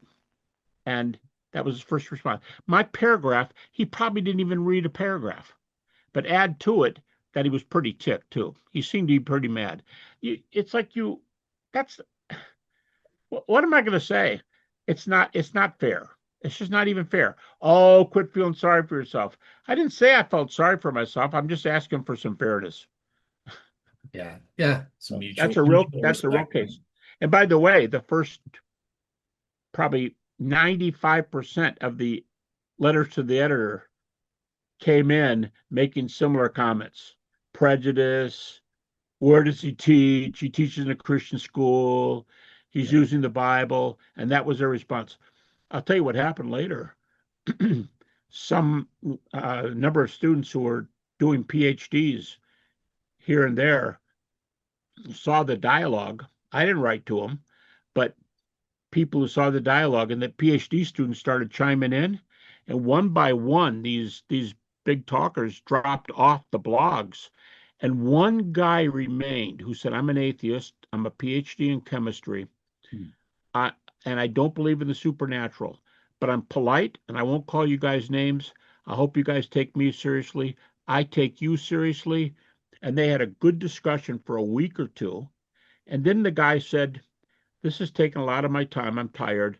I'm going to drop out of this conversation. And three or four of the well trained guys said to him, Bob, whatever his name is, Bob, I am so sorry for you to go. I found your spirit so refreshing that I just was glad you came in here. And he said, well, I was fighting the battle by myself. Now that's him talking. I'm fighting the battle by myself. All his colleagues, all the mean talkers were gone. And he goes, I just can't take it anymore. It takes too much time. And to try to be objective and have nobody supporting you, that's a whole new look at the subject. He said, I appreciate you guys being kind to me, but this is the last time you're going to hear from me. Out. And he said, I hope you all have a good day. And they said to him, they wrote nice comments afterwards. One guy remained down there and kept the discussion going for 2 or 3 days. Yeah. Yeah. It's Everybody respected him. It absolutely. wasn't me. I did not write to the editor. I was not involved in these discussions. Yeah. Yeah. And as far as I know, neither were any well-known Christian apologists. These were just people who knew the data, because we've got good people out there dialoguing. So, All right, fair. Well, I noticed you did mention the name Bart Ehrman, so I think I can mention him, and because this is a substantive objection where all he right. kind of goes after you on Galatians, and I think this is a crucial point where he kind of basically I think you quote him as saying like he supported, yeah, that they went Paul knew the original disciples, Peter, James, and stuff, and he interviewed them um about the resurrection appearances and got the Right. details. And Bart Ehrman has come out and said, no, Gary totally misquoted me, he got me wrong. I never said that. It was always he went there just to confirm his mission to the Gentiles and stuff. So in the first way, I just want you to kind of address that. Is that true? But in terms of your volume 3 and your methodology, what sort of steps did you take to ensure that you are actually accurately quoting the scholars that you're putting in your in the volume? Sure. Well, the two questions there. I think I'm not saying anything. I've only met Bart one time and he was very kind, and I don't have anything negative to say about him as a person. But um, I would disagree with him in this sense. Yes, I will agree with him on this. Paul went there, and in chapter 2, where he goes back a second time, uh, in verse 9, 2:9, they give he and Barnabas the right hand of fellowship. I take it today that means like laying hands on a missionary in the front of a church. But they commissioned them to take the gospel to the Gentiles while Peter and James took the gospel to the Jews. And it was a big step in the early church. But here, I don't disagree with what Bart's saying. He was looking for enough agreement that they could all serve together. And Paul's slightly different message, because he's not telling them to, he's not in the middle of the go obey the law type thing. Of course, he had training in that area, he's Pharisee. As I tell people, Paul had basically a PhD in Old Testament. Um, yeah, but don't miss the forest for the trees. If you're going to give somebody the gospel, which Paul specifically says in chapter 1 and chapter 2, in fact, what's the whole theme of the book of Galatians? The whole theme is here's the gospel, get it right. If you get it wrong, you're anathema. I don't care if you're an angel, I don't care if you're a human being. You get this wrong, and you're going to be judged for it. That's Galatians. And sure, he went there to have his ministry. I tell everybody when I'm doing my timeline argument on the resurrection, I'll say in Galatians 2:2, Paul said, I went back up later to set before them the gospel I was giving to see if I was running or had run in vain. Okay, what's the gospel? Well, let's let Paul tell us what the gospel is. And for example, 1 Corinthians 15, the best known early creedal passage, which the Jesus Seminar said in whole or in either in the individual parts or in the creed as a whole, they voted that it was in existence before Paul, probably in existence before Paul set out to Damascus, where he was converted by a vision of Jesus or what he believed to be a vision of Jesus, the way I say it. Okay. But yeah, he wanted to be approved of them in his ministry of the gospel. He used that word over and over. What's the gospel? It's the deity, death, resurrection of Jesus. Paul says it over and over. Romans 10:9 is another creed, but it says early, probably 30s. But he said, if you confess with your mouth that Jesus is the Lord and believe in your heart that God raised him from the dead, you'll be saved. Very stilted, but there's the gospel. Paul, in order to recognize him as bringing the gospel to the Gentiles, you have to know what the gospel is. And the gospel in those two texts, 1 Corinthians 5, Romans 10:9, I don't think anybody, virtually nobody would disagree with this. The gospel involves the resurrection. Paul says without the resurrection, there's no gospel.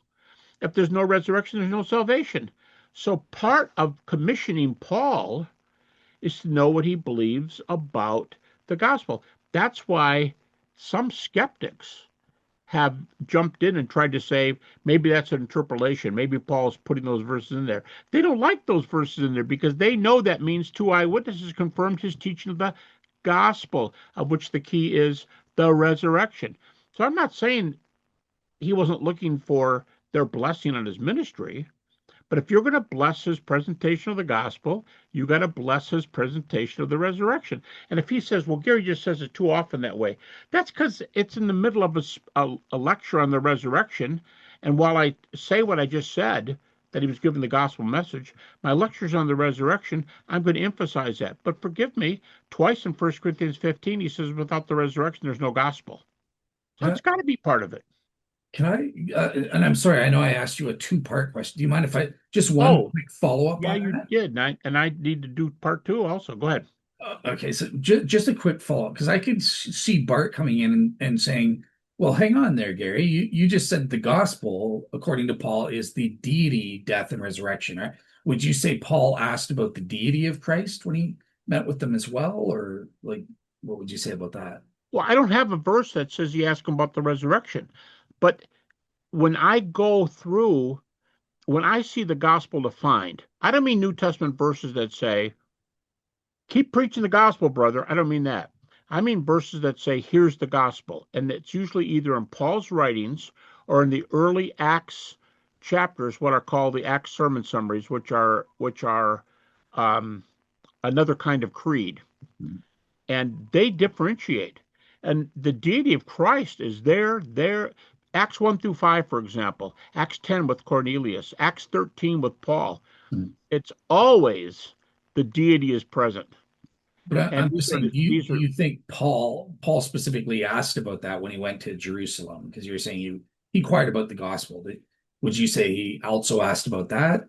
well, I'll tell you what, if I were Peter and James, the leader of the church, and I'm going to quote unquote commission a guy for the uh, foreign fields, mission fields, Mhm. especially a guy like Paul, who we also learn there in the text. Early Christians didn't want to commune with him because he thought they were faking so that he could put them in prison, right? Yeah. So if I were those guys, I would say I couldn't see them. This is my view. I couldn't see them doing this without giving him a doctrinal test. And if I give him a doctrinal test, if I discuss anything, it's the gospel. Why? Because he says that's what they discussed in chapter one, and that's what he discussed in chapter two. Well, I don't want him going out there and being Arian and not believing the deity of Christ, but believe, Yeah. So I think it's either it, Paul was there with Peter for 2 weeks plus 15 days. Yeah. Um, I think it either had to come out or Peter was satisfied. Yes, I would say not that he went through a doctrinal test, but they're not sending him to the mission field if he's telling them to obey the law and return to Moses. They'd have to be satisfied that the Christian gospel was coming out. So I'm not saying Bart is wrong. Overall, that's what he was doing. He wanted to be approved. But to be approved means to pass the test on the gospel. Now, I know Bart doesn't think, I know when Bart says it, he says, Jesus didn't call himself God. Well, I just said that in my PhD class last week at Liberty. He doesn't say I am God or the equivalent, but I would argue that he uses words that equal divinity or deity. Fair And enough. Paul does too. In a major few dissertations have been published now that the earliest Christology was the highest Christology. The German Wissenschaftlich series did a major one that the name for Yahweh was applied to Jesus in the very early epistles of Paul and elsewhere. Yeah. So if you want to unpack this, if anybody had any doubt, they could say, oh no, we didn't quiz him on that. Now he's spouting the stuff off in the epistles. They didn't have any problem with it. But Fair anyway, enough. I'm not giving Paul a doctrinal test. I'm just saying I'm sure he had to be clear on the resurrection. Because you know why? Mhm. He was telling them his testimony. Remember that? He was telling who he was and how he met Jesus. If they're gonna ask him any question, it's gonna be this. How in the world did you become a Christian? Well, I met Jesus. Now what we would say is he had an experience that he thought was a resurrection. And that's a fair way to say it. But how can they not ask him about the resurrection in 15 days? Because Yeah. Paul, Makes you're just you're makes here for a sense. reason. How'd you get here? Um, don't want to pull rank on you guys, but Jesus appeared to me and said I was an apostle. Gotcha. Okay. So And I do want to get your, that makes perfect sense to me, by the way, in terms of the answer. So yeah, that answers it perfectly. But yeah, nothing I do against want, nothing against Bart. I just think you have to get the whole message. Resurrection's got if you talk about the gospel, resurrection's got to be there. Period. okay. But I am curious in your answer on the more general, volume three methodological thing. Like when you're quoting these scholars, Yeah. the incident with Bart is just a case in point. Like what steps did you take to ensure you're quoting them accurately? And did you try to make sure that you're quoting their current positions versus older positions? Like what steps did you give to be accurate when you represented these scholars? With Bart, I used three of his books in particular. Now, a lot of his are in the New Testament, and did Jesus believe in inspiration and so on. And Bart says in his book, Did Jesus Exist? Bart says both that the Gospels are reliable. I'm sorry. He And says and both, I'm saying just generally, it doesn't, right, not just about Bart. Yeah. sure. He says the Gospels are unreliable, but he does name a number of portions in the Gospels that are historical. And I find Bart to be fair. And I've said this a lot of places, I find Bart to be fair, and he'll call a fact a fact when he thinks it's fulfilled. And he says a lot of things where you can cite Bart and evangelicals be happy with him. Um, in the three books I use the most, one you could say it's a little old, well, it is a little older, but in his book on the apocalyptic prophet, done I think in 1999, so let's say 2000-ish, and then his two books. I call them the red book and the black book because I use them without the dust cover when I bring them to class. And again, only PhD classes. But the one is, did Jesus exist? And the other one is, this idea that this Jewish uh, preacher guy How did he become how did he become God? How did he think whatever? And Bart says a lot of things that are I cite him all the time in that book. One reason, Dale, that I think I quote him more than, but when I was counting the names of the book, I realized that very few people were cited more than Bart, a handful. But that's because Bart's not afraid to tell you his position on a lot of things. And if it doesn't follow him, I mean, I've been told, I've not seen it, I don't have the book, but I've been told that he says, I hope there's a good heaven. I don't believe it, but I hope there's one. And I don't believe in hell because I think it's unethical. Okay. Um, I appreciate his honesty. So he says those things. And then he also said, remember his statement, was it a debate or was it in a book? Sometimes I wake up in a cold sweat thinking I may be consigned to hell. I'm paraphrasing. So I use him a lot. But yeah, if you want to talk about deity and um uh Bart Ehrman, he says, for example, in probably every one of these books, but I can get your quotes easily. I can pull them out in 2 minutes because I know where they are. Um, he says in one of those books, he says, I am not afraid to say that the disciples had some kind of real experiences that they thought were the appearances of the risen Jesus. He'll go, 5 of them, 12 of them, I don't know. But some of them, he says, had experiences. And then I think he includes the women too. So did the women. They had events that they believe were experiences of the risen Jesus. He said, "Am I afraid to say that? I don't think I'm. I don't think I'm making this stronger." He goes, "Am I afraid to say this? No. History backs this up. They had experiences that they thought were appearances of the risen Jesus. Well, it was Jesus as the Son of God. It wasn't like an Arian Jesus. So if you're going to take them, Bart could say, I really disagree with the area. I really disagree with deity and all that. But it's something different if you say, disciples believe that I don't. Or at least that's true of what he says about the resurrection appearances. Or the death on the cross, and there's the gospel. So if what he thinks is I'm overdoing resurrection in Galatians 1 and 2, I can see that, but that's almost always the lecture that I'm giving is on the resurrection. But I don't, I could be wrong, but I don't think he's not willing to say that when Paul sets before, he says in Galatians 2:2, I set before them the gospel I was preaching, Mhm. that would have to include the resurrection.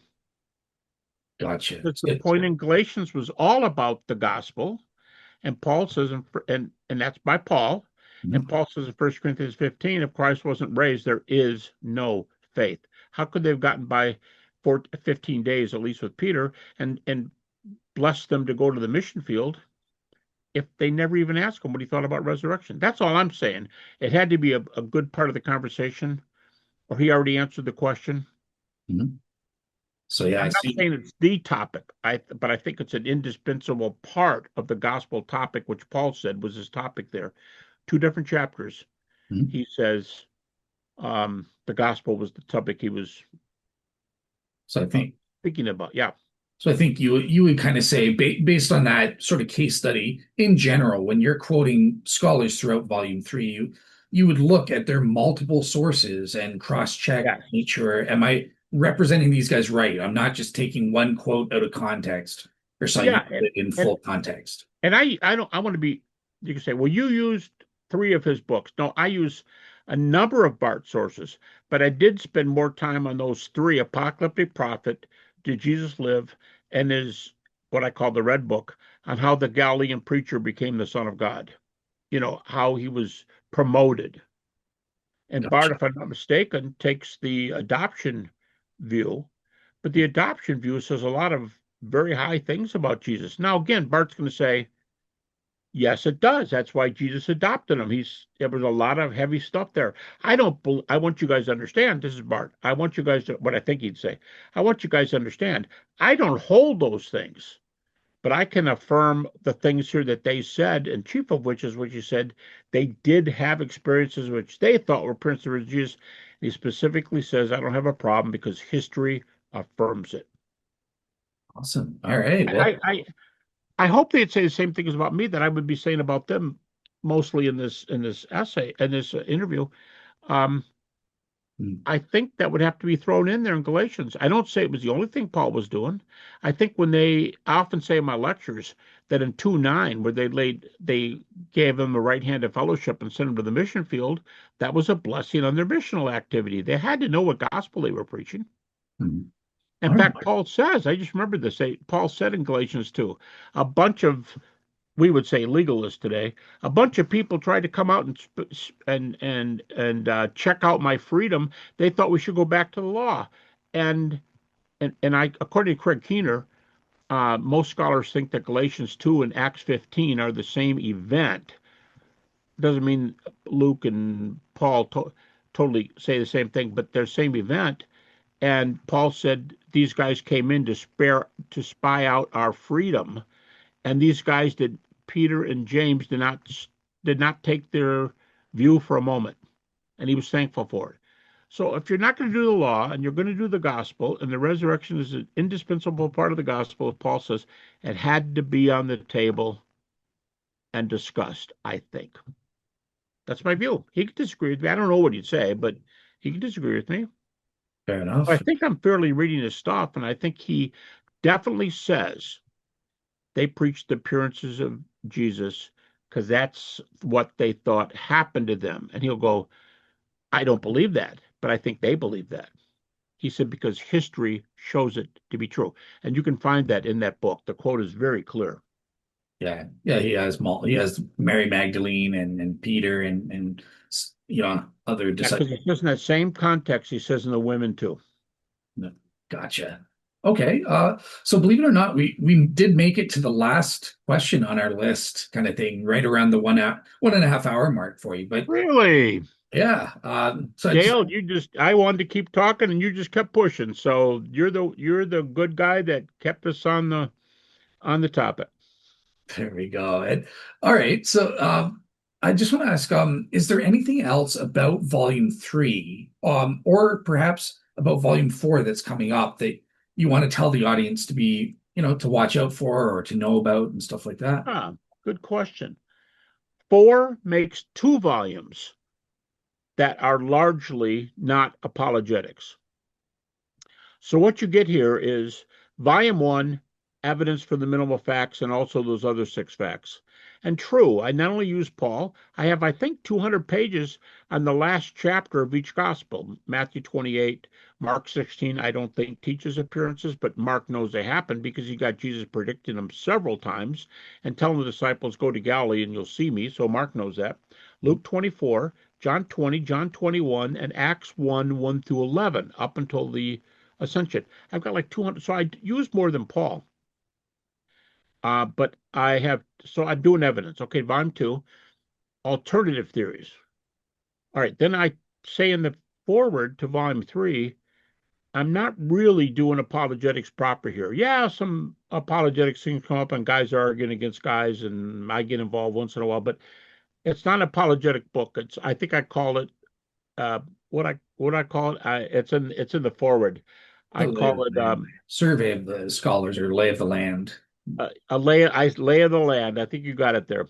A lay of the land volume. Okay, four has some apologetics, but largely no. Apologetic volume four is the shortest one. And the people at B&H reminded me. I said, I feel funny with this book being smaller than the other three, and they said, hey, you probably forgot this, and I did. They said you specifically told us that back when you signed your contract. Okay, I've already seen the page proofs for volume four, and it's over 700 pages. Now Oh, and that was like a semi-final state. yeah. But one of those, you better not add anything if you change your page number kind of thing. And then they have the other one where you go, you can't do anything unless it's a semicolon or a colon. Um, I love that your shortest book is the same size as like Mike Lacona's entire book on there. oh, there you go. And Tom Wright. And Tom Wright, yeah, exactly. Yeah, if it's the same size as Mike told me that when his book was first advertised at the bookstore at the professional societies, somebody held up the university book, somebody from university, and said, come get Lacona's volume on the resurrection. He puts it right next to Tom's and he goes, look, it's a little bit bigger than Tom writes. And that's how he sold it. No, this one is I'm trying to remember. I saw it at maybe 715 or 725 pages, but it's divided into two parts: resurrection and theology. Mhm. Because here's a really important point. And someone will probably try to prove me wrong or think I'm a jerk or something. I don't call the resurrection a miracle until volume 4. You go, what? I don't. I'll say things like Bob Smith calls it a miracle. Some people call it a miracle. If I say I called it a miracle, I slipped. Or I could be saying like what Bart says about the resurrection. I could be saying they thought it was, but I don't say myself. And that's because philosophically, I take, as so many philosophers do, and you know this, Dale, so many philosophers, even though they don't like David Hume's view, and I'll say this parenthetically, David Hume, as I understand it, you can put your 2 cents in this and on two. I know that's your area.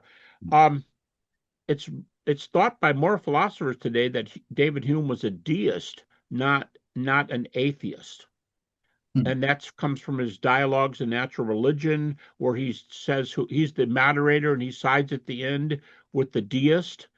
Um, and and anyway, so left, right, or middle, probably David Hume's definition of miracle is taken by more people than anyone else. And David Hume says a miracle is a violation of a law of nature brought about by God or some invisible agent.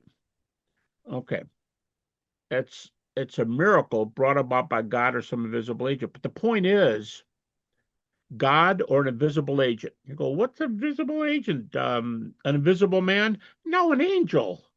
I mean, think about this. Maybe a demon, but an angel. David Hume says it's brought about by God or an invisible agent. And they that's you have to trace it to the hand of God. Because even if the angels do it in the biblical view, you got to trace it back to God because God created the angels and gave them that power. So what you have to have for a miracle is God did it. Yeah. Okay.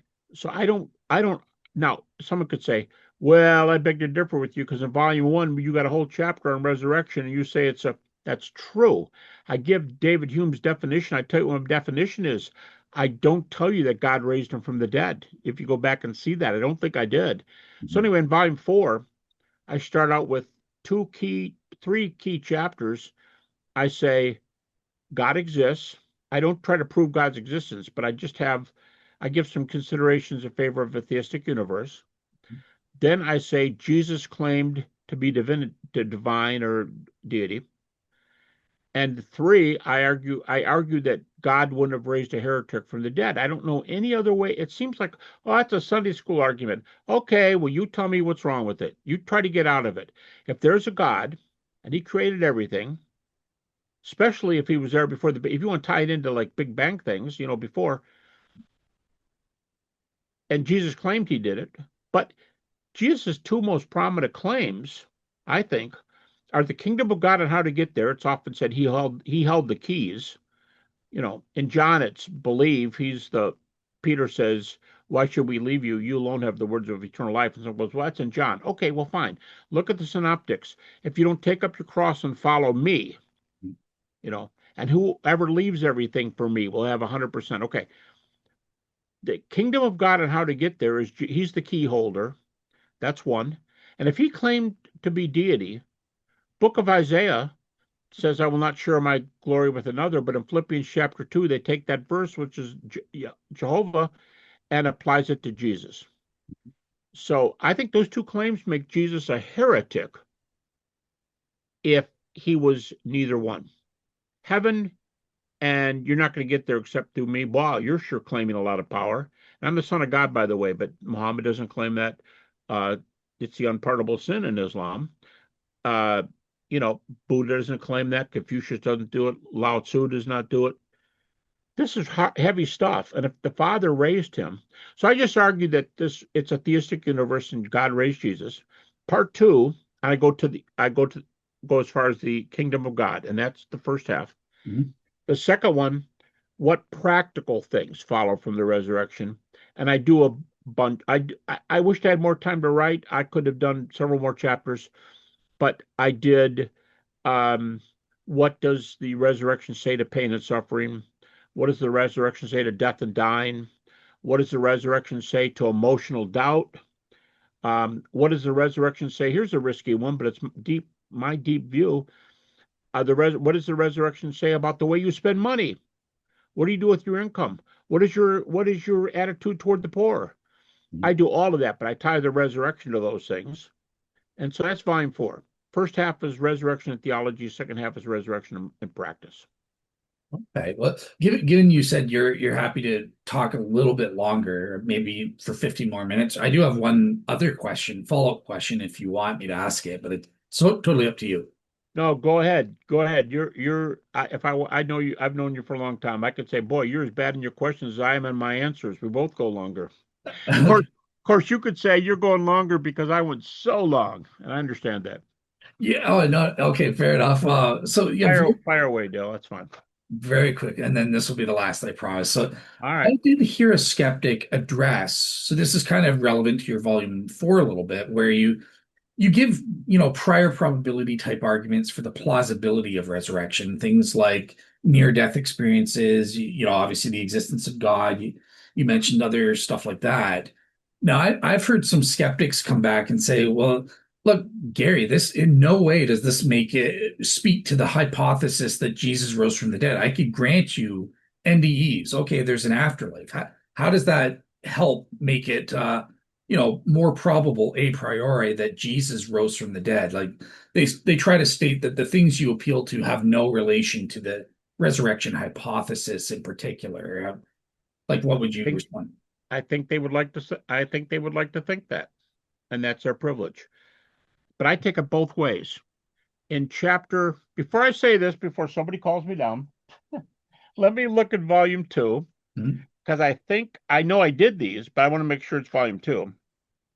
I have, by the way, five reasons for the failure of natural theories, which one of which is combinational theories. That's chapter 18. I mentioned it earlier. Okay, Appendix 2, Proving Naturalism and Related Views. Okay. And then in volume 1, my appendix was near-death experiences, the two topics you already mentioned. So I would use a 1-2 punch. And what I would say is God's involved here because you don't have a miracle if you don't have God doing it. I'll follow Hume on that. And so if God exists, that gives me one way to head start the resurrection because I don't think if Jesus died, as I like to say in my lectures, dead men don't do much. And if Jesus was truly dead, there has to be a raiser.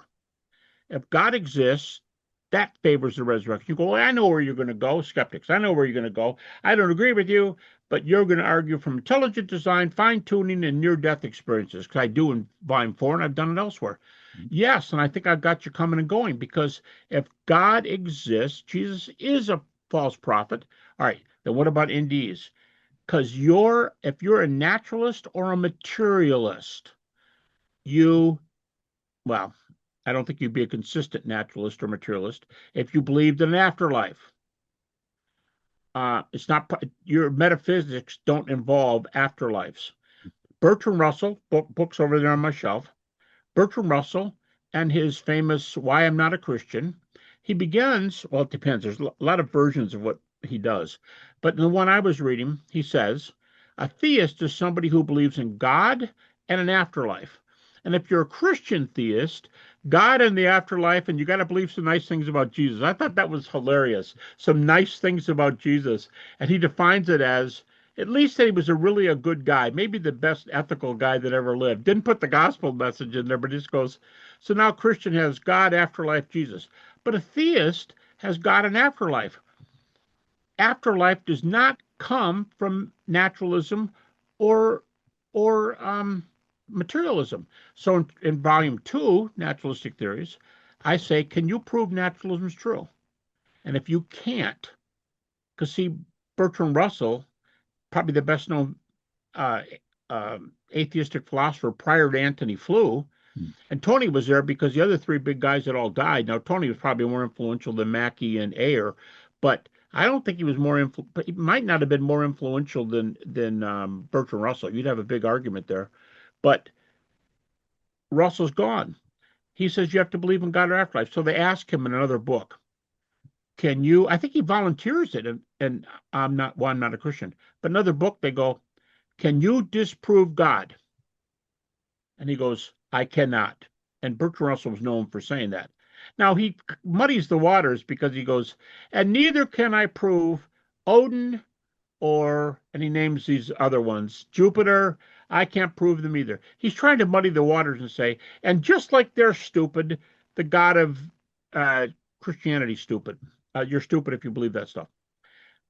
But if he is a naturalist and says he can't disprove God, we're justified, I think, in going time out. You want to question the resurrection because those kind of events don't happen, but your view is an anti-supernaturalist view, and you need to have God and an afterlife to be a naturalist or a materialist, according to your big name buddy Bertrand Russell. And Flew would say you couldn't prove those. He finally came to that famous book, God, There Is No God, and it's crossed out and is. So if you can't disprove naturalism, what business do you have to take my 12 arguments, minimal plus the next 6, for the resurrection and say it's all baloney because those things don't happen? And almost all of them, Dale, say that somewhere. Those things don't happen. On whose authority? Modern science. Excuse me. Modern science does not say all my experiments prove God exists. And because Bertrand Russell was not only a philosopher, he was a mathematician. He belonged in those scientific circles in Great Britain.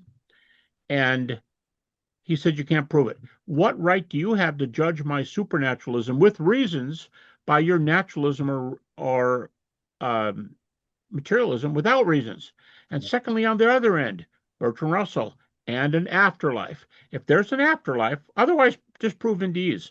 But if there's an afterlife, how dare you rule out the resurrection and say I don't have a place for it because you're asking me to believe something stupid? Time out. Have you ever heard of NDEs? They're not relevant. You wish they weren't relevant. If there's an afterlife, you got to be much easier on the resurrection data because we know the metaphysical data that lie behind it. So I do one in volume 1 where I do NDEs. I do the other one in volume 2 where I do can naturalism be proven. And I cite a number of people like Bertrand Russell who don't think you can make that move. Mm-hmm. I mean, you can't. There are a number of skeptics who are saying they can't prove God right now. But I wonder what ground can you step in and go, I'm not going to listen to your arguments. I can hear you, but it's ridiculous because those things don't happen. And by the way, I'll just add this in a couple of sentences. Believe it or not, when they go, oh, so you're going to argue from.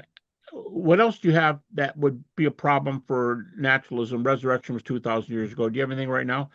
Yeah, I know 3 articles published in peer-reviewed journals now. I just learned of one the other day.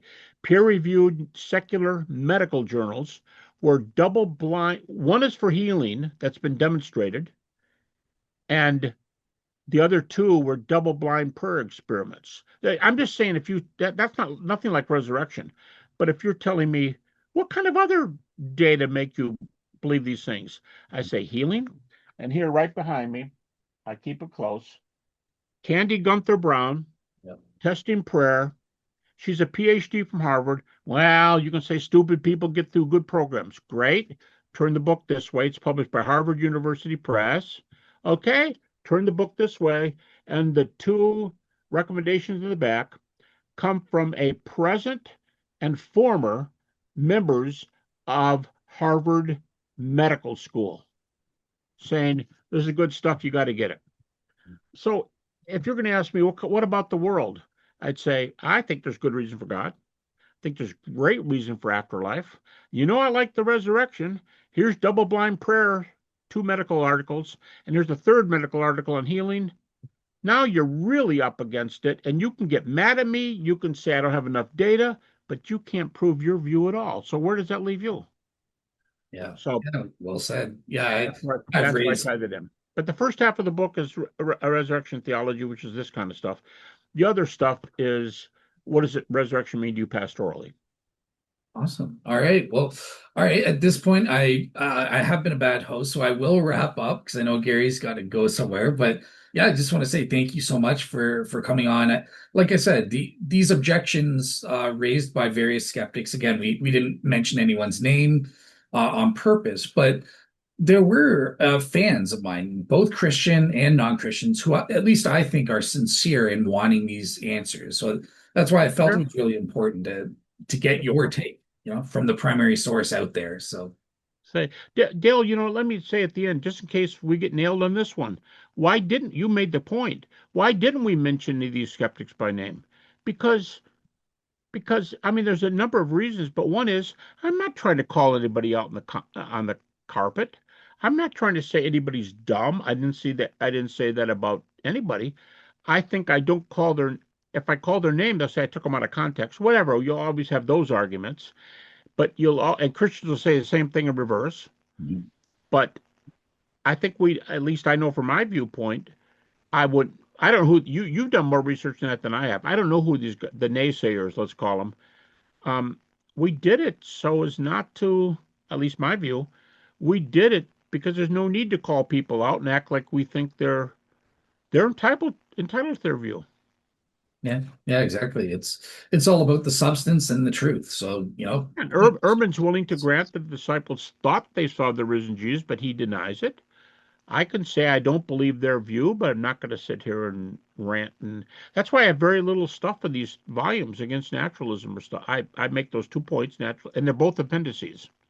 So, all gotcha. right, man. Well, you did a super job. Thanks for the interview. No problem. Thank you, Gary. And yeah, I guess for the audience next week, I will be posting up my interview with Alan Rule, going over Jewish objections to Christianity, and Dr. Cheryl White on her new book on the Shroud of Turin. So tune in for that and take care, everybody.